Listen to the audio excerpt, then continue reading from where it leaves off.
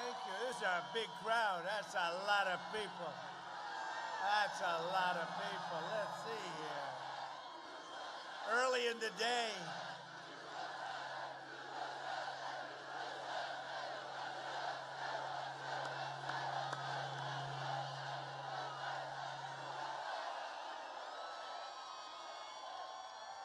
That's a lot of people. They've got themselves a big, big surprise coming, don't they, huh? It's like 4 years ago. Except now we've done it all, so now you know. You know, before I'd come and I'd say, we're going to this, we're going to give you tax cuts, we're going to rebuild your military, we're going to give you regulation cuts, the biggest in history.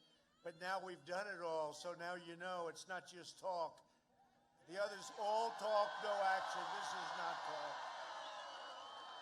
We've done it. We've done so much. Hello, Pennsylvania. 8 days from now, we are going to win the Commonwealth of Pennsylvania, and we are going to win 4 more great years in the White House. Joe Biden is a diehard globalist who wiped out your steel mills, closed down your factories, killed your coal jobs, outsourced your industries, and supported every horrible, terrible, ridiculous trade deal for over a half a century. Think of it, 47 years plus. He was a cheerleader for NAFTA, the worst trade deal ever made. And I ended it. Remember, I used to say, we're going to end it, and everyone smiled. They said, hey, look, give it a shot. I got it done. Nobody thought I could get that done.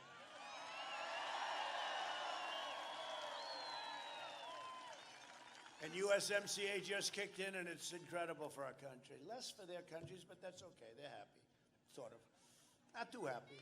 He enthusiastically voted for China's entry into the World Trade Organization. That was the beginning of the China rise.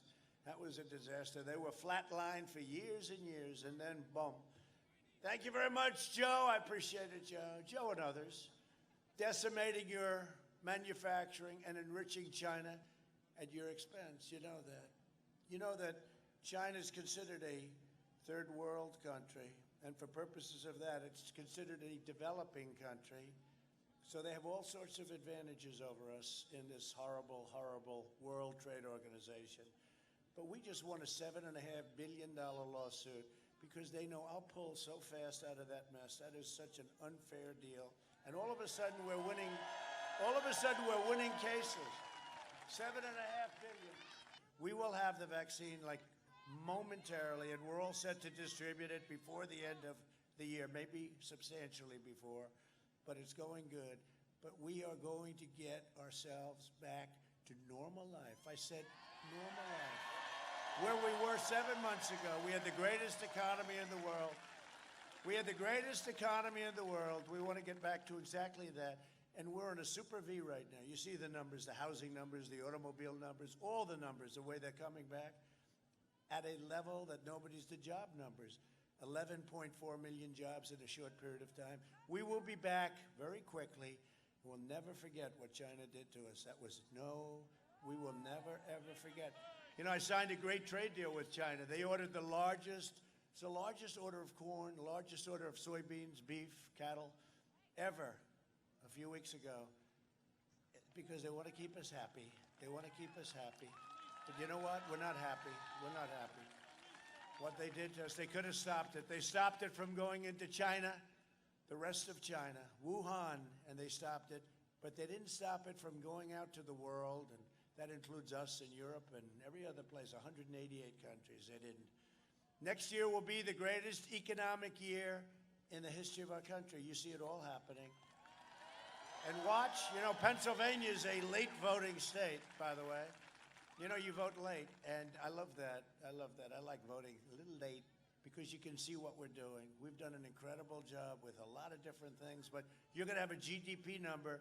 The Atlanta Fed said, now the highest, I think, was 8%, 9%.